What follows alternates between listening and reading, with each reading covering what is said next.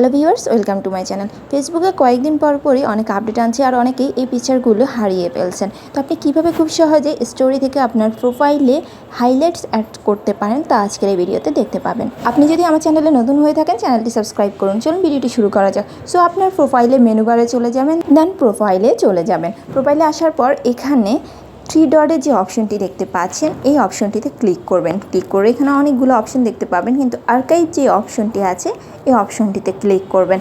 Click করার সাথে সাথে আপনাকে এখানে অনেকগুলো অপশন দেখাবে এবং আপনার যে পোস্টগুলো আছে সেই পোস্টগুলো দেখাবে, কিন্তু এখানে স্টোরি আর্কাইভের যে অপশনটি আছে সেই অপশনটিতে ক্লিক করবেন। এখানে আপনার স্টোরিগুলো শো করবে যেগুলো আপনি 24 ঘন্টা আগ পর্যন্ত এখানে আপলোড করেছিলেন। সো এখান থেকে আপনি যে স্টোরিটি হাইলাইট অ্যাড করতে চান সেটার উপর ক্লিক করে দিলে নিচে শেয়ারের পাশে যে হাইলাইটস অপশনটি দেখতে পাচ্ছেন এই অপশনটিতে ক্লিক করবেন।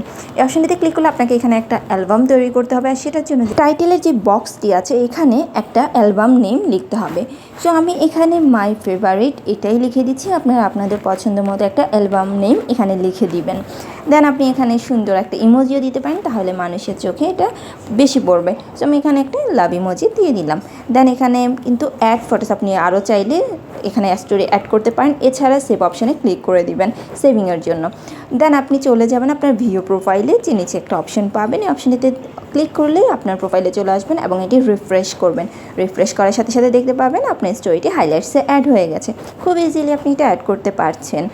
আশা করছি এই ভিডিওটি আপনাদের অনেক উপকারে এসেছে। আমার চ্যানেলে ফেসবুক, ইনস্টাগ্রাম এবং টিকটক নিয়ে আরও সোশ্যাল সাইট নিয়ে অনেক ভিডিও আছে, আপনারা দেখে নিতে পারেন। আশা করছি সেগুলো আপনাদের অনেক উপকারে আসবে। সো যারা এখনও চ্যানেলটি সাবস্ক্রাইব করেনি, চ্যানেলটি সাবস্ক্রাইব করে রাখুন এবং পাশে থাকা বেল আইকনটিও প্রেস করে রাখুন। Thank you.